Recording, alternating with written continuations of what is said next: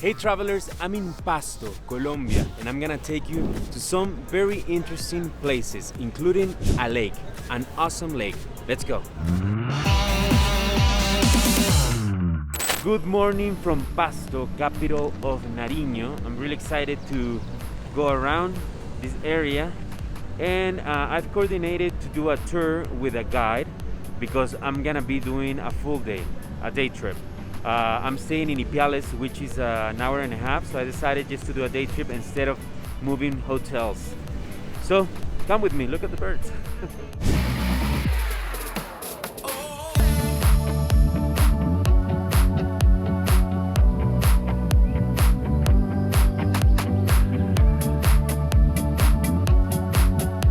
I'm in the main plaza in Pasto. This is the Nariño Plaza, and these are John and Andrea who are gonna be turning me around the city. One interesting fact is that the statue of the man that gives this plaza the name is not there because of the protests. They took it down, the protesters. So it's interesting. There are some problems in Colombia going on, protests continuously, but right now it's very calm. The statue of Antonio Nariño is missing, but part of the house he lived in remains around the plaza. Podemos ver una parte de lo que quedó de la casa en la que vivió Antonio Nariño, y desde uno de estos balcones fue donde salió a declarar las palabras de independencia en ese entonces. Around the Nariño Plaza you can find important buildings where some stand out more than others, like the Temple of San Juan Bautista, which was the first cathedral in the city. It's one of the most beautiful churches in the inside, but it was closed. Pasto is really known by its beautiful churches, so let's explore more. Interesting fact, this was the first jail in Pasto. You can see there. It says Street of the Jail. Now we visit a church that looks good from the outside, but that is a lot better from the inside. Bueno, esta es la iglesia de Cristo Rey, es una iglesia que tiene más o menos alrededor de 130 años.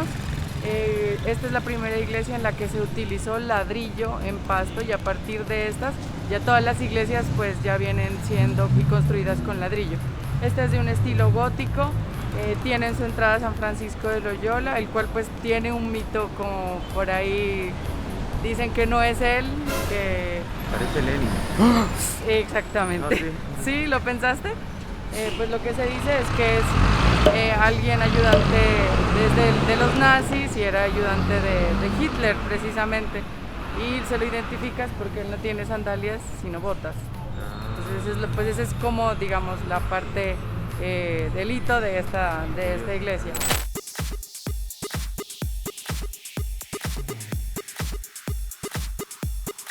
We've come to the cathedral in the San Francisco Plaza that it's under renovation. One of the interesting facts about this cathedral is that it's the second one. We were at the first one, but it was too small for the capacity of people that wanted to come to the main church in the city. Another interesting fact is that this church is breaking apart.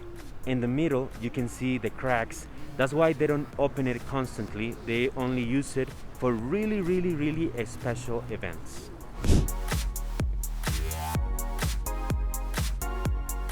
Now we've reached the Runipamba Park. This park is known for having a sustainable area with the water and everything. The renovations were kind of new, about a year. Here you also find the San Andres Church, and it's interesting that there is an area that you can see a colonial pathway that they found during the renovations, so you can see it from a glass. We've come to a wall that has a lot of sayings or things that people say in Pasto. There are some interesting words that come from their Quechua background, their native background. And the curiosity is that only in this area they speak like that.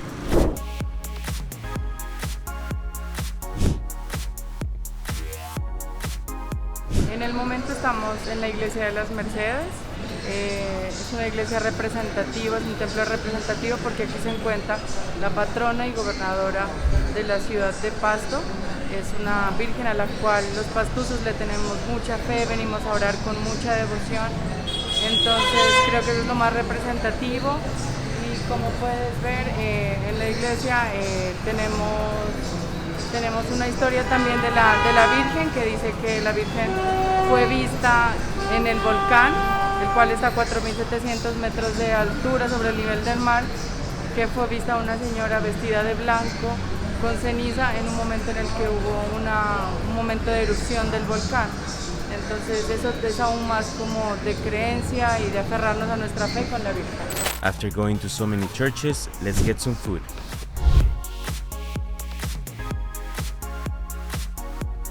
We've come to have breakfast at Don Alfredo. We're gonna have some typical empanadas from the region and some quimbolitos. They're kind of like a pastry, I think. We'll see how it tastes. Esta tiene mote y tiene hornado, que es el puerco en hornado. We're gonna try the bomboneña empanada.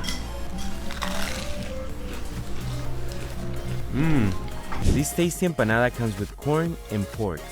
Now we're gonna try the quimbolito, a spongy cake cooked in steam with corn, eggs, and cheese. This version had berries. You can taste the corn, it's good.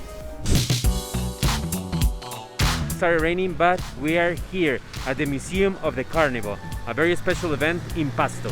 The Negros y Blancos Carnival is the most important celebration in Pasto, and it happens at the beginning of January. Es un carnaval muy representativo, es patrimonio inmaterial para la UNESCO, representa toda nuestra cultura, todas nuestras raíces, ya que este carnaval nace a partir de la libertad que se les brindaba a los esclavos. Entonces había una reunión entre negritos y blanquitos, y de hecho ese es el nombre de nuestro carnaval, Carnaval de Negros y Blancos.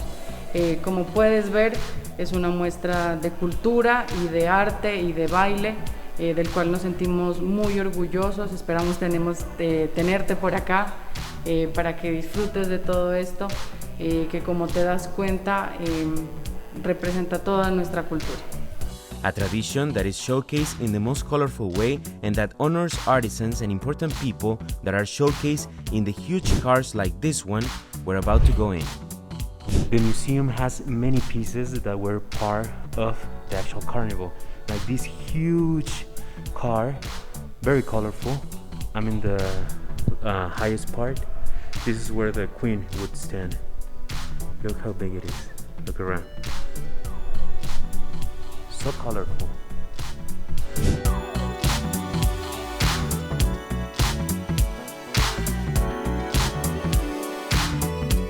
Building the floats is not just a hard work, it's also part of a competition. That's why they have to do these mini sketches that will transform into something huge like this one.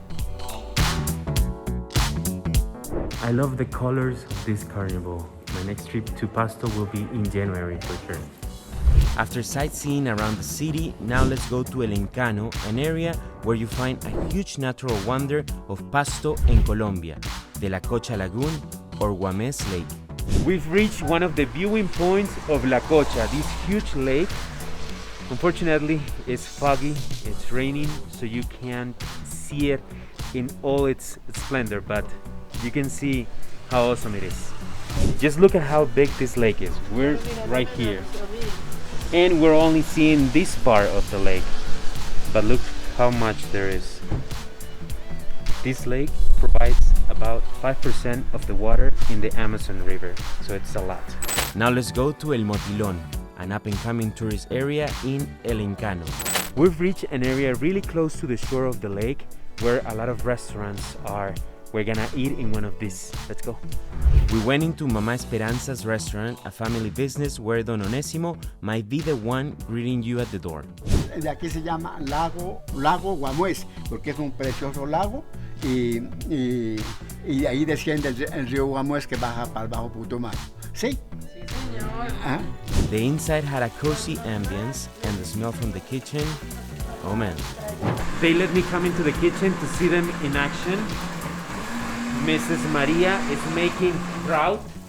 Hola, ¿qué tal? Hola. And her son is making a typical drink. It's called hervido, boil. He's gonna boil the passion fruit juice. La especialidad de aquí, siempre el plato típico es la trucha y el cuy. This is fresh trout caught from the lake. The hervido Marino is making has passion fruit, cinnamon, sugar, and liquor. This is the hervido, the boiled drink with fruits and alcohol. Good, very sweet but good. We're starting with a little soup. Let's see. Good taste, vegetables. We're gonna try the trout. They just caught it from the lake.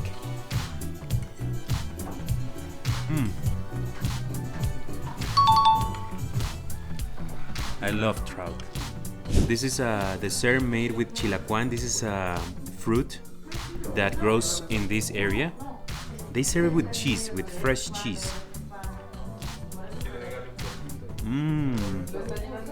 Wow, love it.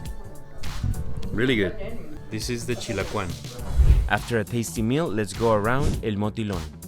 Now we're going to a place where they make some artisanal wines. De la Cruz Wines only uses local fruits like the Mora Castilla berry. It grows here and is fermented for more than 8 months. We're first tasting this wine made out of berries from the region. Let's see, no grapes here. Qué rico. Walking around this area, you can tell tourism is growing. From not having one restaurant a few years back, now it has a lot that welcomes visitors. Plus, walking around is very gratifying. Let's go to the lake.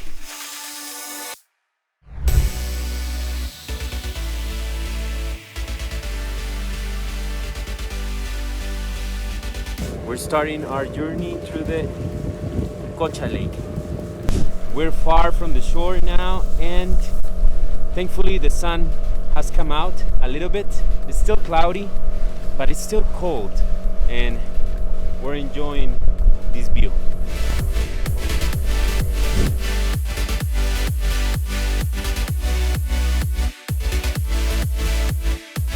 This rock is supposed to be where the mermaid stands sometimes. Legend says that a mermaid sits here and charms men. We got off the boat just to have a higher view of the lake. We kind of climbed and we're going back now.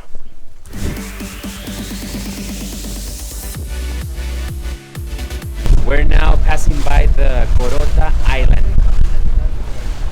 This island is the smallest national park in Colombia, a sanctuary for local plants and animals. Going around the lake, one can tell that there are a lot of trout farms, but industrial ones. We went to a local artisanal one. Now we've come to a trout farm. Because of the temperature and its nutrients, this lake is ideal to raise trout.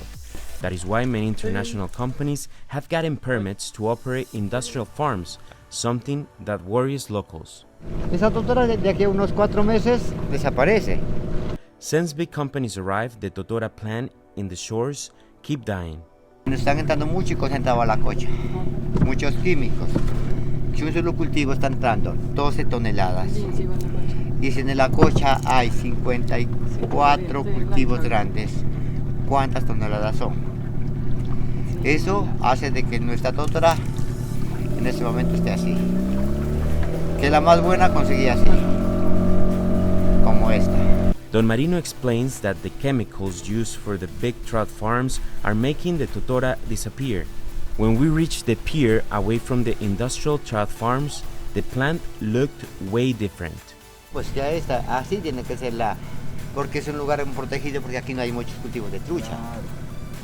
Es como un lugar en un lugar de motilón que estamos protegiendo y no lo vamos a dejar hacer más cultivos. We're done with the trip. Now we're giving the best back. Saludos. Saludos. Que me les vaya muy bien, pues. Volverán. Claro, gracias. We're now leaving El Encano. We had a great time here. Let's go back to the city.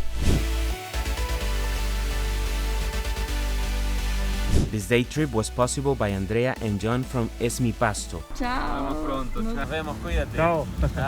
And before I took my bus back to Ipiales, they recommended me to try something typical for dinner, chancholandia. and order a mixed plate that comes with fritos, which is fried pork, kind of like chicharrones, and roast pork. They were both really tasty, so this place is totally recommended. The plate also came with potatoes, mote or hamini, and popcorn. That was the most interesting combination, but good. A day is definitely not enough to discover Pasto, but at least we have a taste that leaves you wanting to come back for more. What would you like me to visit and taste next time? See you in the next video.